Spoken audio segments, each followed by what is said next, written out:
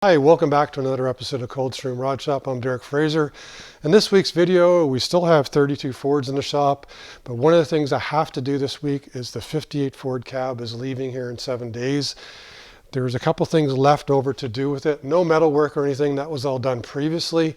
But what we have to do is we have to undercoat the underneath and cover that the bare metal and the galvanized metal. I was asked to put some epoxy primer on any of the bare metal areas. We still want to preserve the patina, so I can only go up so far. What's going to happen when it goes back to the owner, he's going to try and simulate the patina over the repair areas and stuff. But once all that's primered up and the metal protected, I've got to put it on a cart with some rubber wheels onto it, so it's going to come off of the rotisserie, and then it's got to leave here in 7 days. There's a truck coming to get it. So that's the number one priority this week. Number two, we've got the 35 or 36 Ford pickup bed. I'm not sure which it is, and it might actually be the same, but it's either a 35 or 36 pickup bed. We've got the wood for it down in the shop. We've already started cleaning the wood up. The project on this is to refinish the wood because it sat around for so long, install the wood with the stainless steel strips. But the catch is the owner wants me to make an access area inside the bed for a battery box. So he would undo a couple pieces of metal. I'll cut the stainless steel strips, undo the stainless steel strips, and be able to lift the two pieces of wood out to access the battery box. We've done that on our 32 Ford pickup. We just have to adapt it for this. And then thirdly, if I can get around to it, work on our stuff for the camera lady's Roadster next in the end. And I've got to sort out the exhaust hangers, because last week we finally decided what we would do for the exhaust Xing it. So anyways, follow along. It's probably going to be a little bit of chess moves and Jenga in here to get everything moved out, but we got lots to do.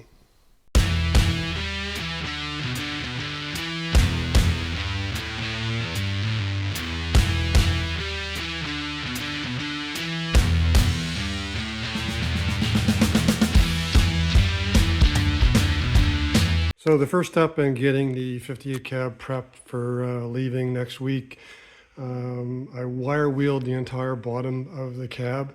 About half of the cab turned out to be about new metal. The rest of it was very solid and very, very fine, shallow, I guess, rust on the rest of it. So basically wire wheeled it off, blew it off, and then you probably can't see it right now. I chose to use the Eastwood Rust Encapsulator Plus. It's kind of all gooped up right now. I've used POR 15 before. This stuff goes on about the same as the POR 15. It runs easily. It drips a lot. Whatever clothes that you're wearing, you pretty much are gonna have to throw them out when you're done, because once it gets on your pants, it is not coming off. The other thing too is, much like the POR 15, the lid, you've got to completely clean the paint out of the groove. Otherwise, that lid will never come off again. It's on there. Once it sets up, it's hard as anything. So it's pretty fumey in here. I wore a mask, a respirator while I put this on. I took it off now just to do this little video, and then I'm going in the house for the rest of the night. We're going to let this set up. This stuff sets up, if it's like the POR 15, hard as a rock. And then what we'll do is we're going to overcoat it probably with a couple coats of just trim clad paint or something, because much like the POR 15, it needs a top coat once it's dry. So this is the first step. We're making some progress here on it. It's the next day now. I gave it overnight for the Rust Encapsulator, paint over rust, paint from Eastwood there, whatever you want to call it, to dry. I came out here this morning and holy smokes, did the fumes were ever bad. So, I mean, I still had my 3M respirator on, open up the window, open up the back window over there, put a fan into it, and ran it for about a half an hour till we kind of evacuated some of the air. Stuff gives off a lot of fumes, so it works, it hardens up, but if you're going to use it, make sure you got good ventilation. Paint booth would be ideal, of course, but we're doing a little bit of backyard thing here. So next up, what I needed to do was actually do some seam sealing.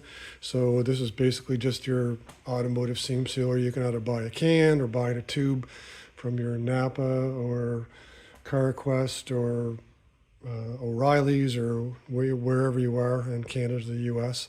And essentially I just use like a little small acid brush, just something small to basically go over all the anywheres where I welded where potentially there's a pinhole, anywheres where anything overlapped, sealed it up. This car, when it's built, will most likely see some, inclement weather, not snow, not salt, but more than likely it's going to be driven, the owner says he's going to drive it a lot once he gets it on the road. So he wanted a little bit more robust undercoating. Now the final coat, he is going to apply that, whether that be bed liner, undercoating, whatever the case is. What we're going to do now, I'm going to let the seam sealer dry. I'm going to get some flat black trim clad or flat black Rust-Oleum or something like that. We're going to put a couple coats of that on top of this and basically top coat the rust paint, which is recommended by both the Eastwood Rust Encapsulator or POR 15. It's not intended to be a top coat. You need to actually top coat it with another coating of paint or something. It's not UV resistant, so that I think that's the main reason, but it does the job. You just have to top coat it with some paint. So we'll get that. Actually, I got to run out to the store and get some because I don't have enough here, but we'll get that done here today and move on to the next part. I know this probably isn't the most exciting part about working in a shop, but we've got the underneath now coated with 2 coats of trim clad semi-gloss paint on top of the POR 15, not the POR 15, but the Eastwood Rust Encapsulator rust paint. And then what I've done now is, because all these panels are actually galvanized, I went and got some galvanized metal primer and basically just put a coat on top of it just to kind of protect it. I know galvanized metal is protected by itself anyways, but I'm not sure how long it's going to be between the time we send this cab back to the gentleman that owns it and when he's going to be getting around to doing anything with it. So essentially what he asked us to do is just basically put something over the weld areas and the panels that we patched on. His goal is actually to, for example, on this corner, try and get some paint and try and match the patina on the top to cover the bottom corners. And then if you notice along the floorboard there, we left the outside edge the way that it was. So he wants that to be left alone. And then on the inside he's going to finish it up, more than likely clean it all up and then get it painted like shiny on the inside later. But like I said, we just want to get the weld lines and the panels, just get a coat of something on it, because like I said, I'm not sure how long it's going to be before he actually gets more work done on this. And it's going to be going from here to Ontario in, I think, 7 to 10 days. So what I've got left to do now, I'm going to wait for the paint to dry, and then I'm going to drop this cab down on the sides on the floorboards. I'm going to keep it jacket up, and then we're going to make a dolly from these rubber wheels here, and that 4x4 steel along with some 4x4 wood pieces to basically make an adjustable dolly that's going to go underneath the cab, so it's going to come off of the rotisserie. But once I drop it down on the floor on some stands or some blocks, I've got to get these the front dog legs here. I've got to get those painted with some primer onto it, and then the bottom of the floor on the outside, as well as seam seal that weld line on both sides. And then pretty much as far as protecting the metal, that's all that we have to do before we send it back. So follow along, and we're going to get her on 4 wheels. Now that all the primer and the paint underneath is dry, the next goal is to get that cab down onto some 10-inch rubber wheels. When this cab came in, it was on a kind of a setup where they had some adjustable dollies on it made out of 4x4 steel tubing, rectangular square tubing, that is, with 4x4 wood pieces in between them. So what I was asked to do is make up a similar thing and send it back, because there is another cab, a 4-door cab, that ultimately is going to come back here from the same people that sent us this. So it's what we put this on has to be adjustable to adapt the larger cab to go back on it. So far what I've done, I bought some 4x4 1/8 wall square tubing. I've cut it into 1 foot pieces. And then right now what I'm doing is I'm drilling some holes here so that when we fit the 4x4s inside of it, we can put some screws into it to hold them in place. So the ones that we used previously didn't have holes to hold it in place. It was just kind of strapped in. What we got to do in this case here is we're going to make it so that once I set these up, because what's going to happen is we're going to take 2 of them and we're going to weld them like that, and then weld one of those 10-inch wheels on the bottom of each one of these, and then run 4x4s across. You'll see. So follow along. I'm just in the process now of drilling all the holes. What I'll do next is, like I said, I'm going to weld these together, and then we're going to weld the wheels on the bottom of it, and I'm going to go out and get some 4x4 wood pieces, and then hopefully lower that cab down onto this frame. So now I've got all 4 corners of the adjustable dolly welded up. You can see the 2 4x4 sections are welded at 90 degrees to each other, and then in the back I've got casters that are they don't swivel, so they're going to be straight. They're welded to the bottom.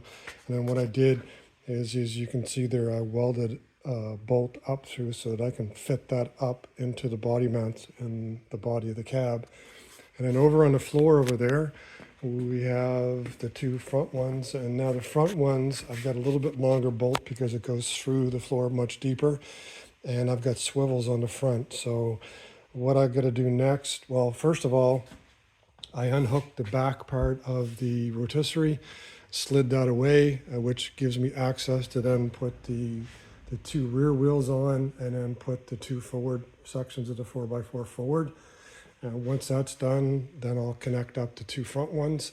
So right now what I've got to do, I've got to go get the 4x4s, cut them into 4-foot lengths. What we're going to do is we're going to do a 4-foot length across and an 8-foot length of full length. Now the 8-foot length is going to overhang, but that's okay. Ultimately, this dolly is going to be made so that it can expand and actually bring back the 4-door 57 or 58 cab at some point in time in the future.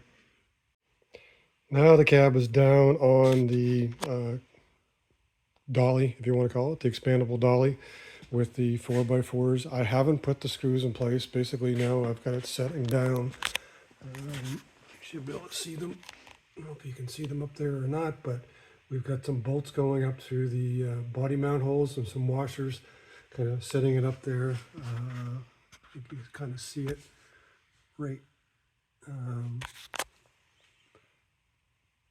there. You can see the washer.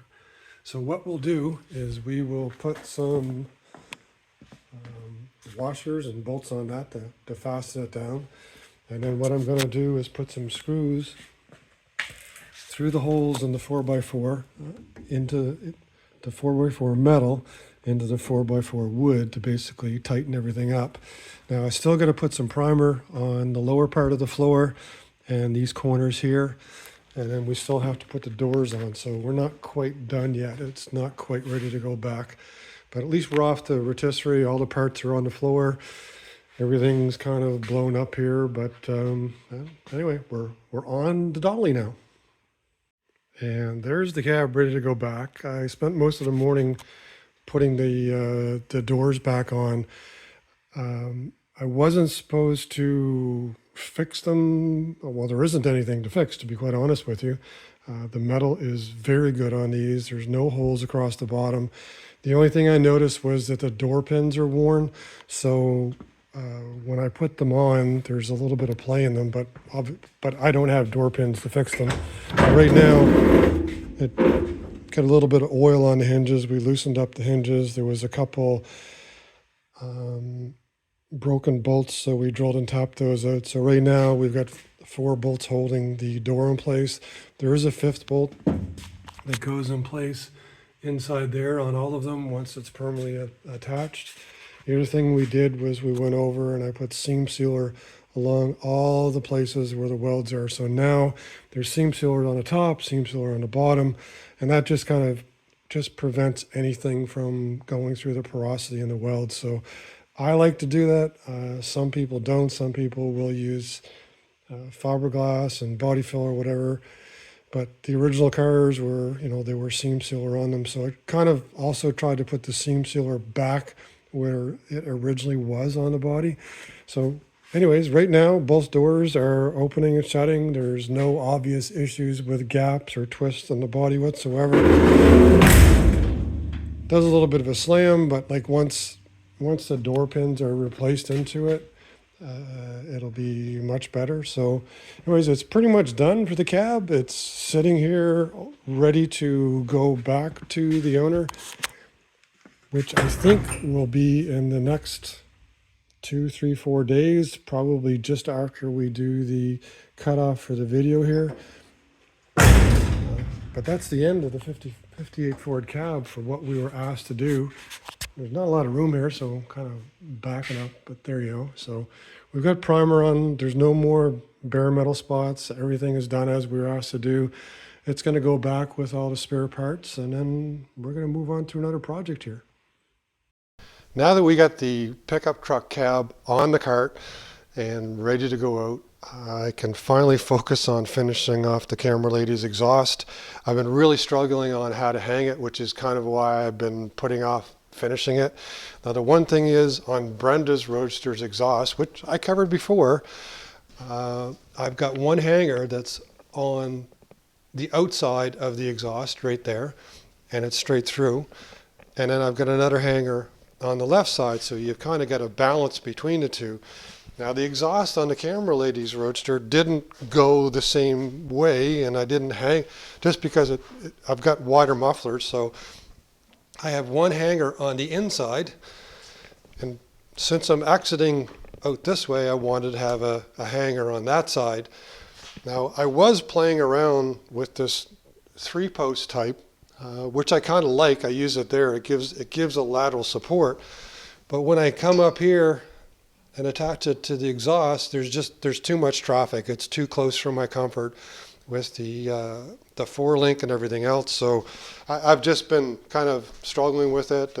But last night, finally figured it out. So what we're going to do, I'm going to use another single hanger. I'm going to come off of the side of the frame here.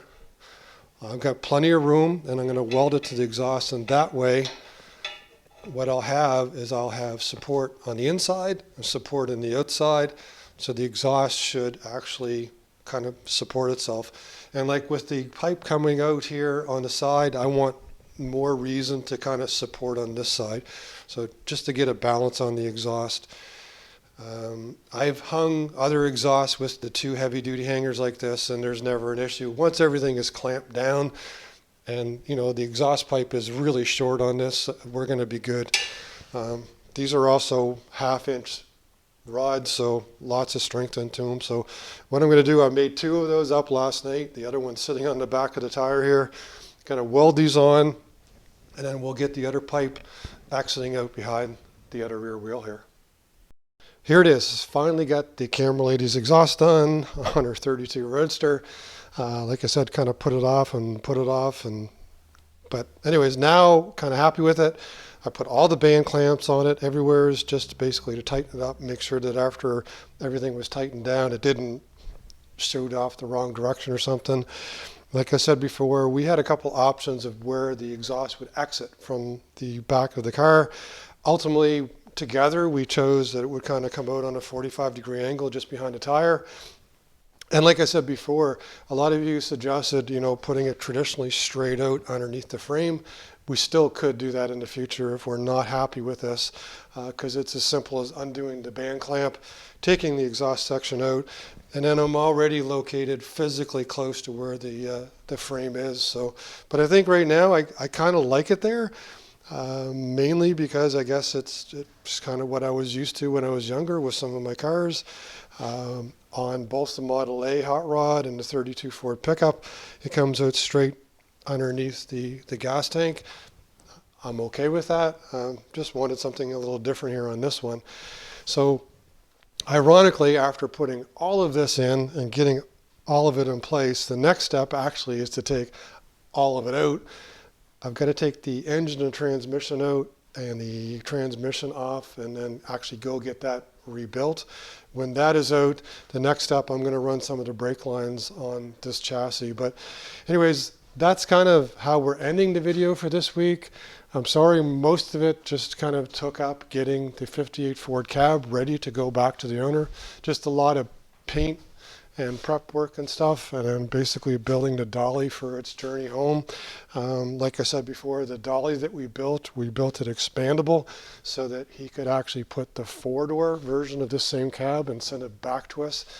I don't know when that's coming though. It might be 2, 3, 4, 5 months, whenever he can get everything together. But there's a second project, and it's basically a 4-door version of the same thing. But that's all we can do this week. That took up all of our time. The exhaust, the 58 Ford Cab. Didn't get onto the pickup bed here at all, but that's next week. So anyways, that's it for this week. Please like, share, tag, and subscribe. Send me your comments, and I'll see you next week.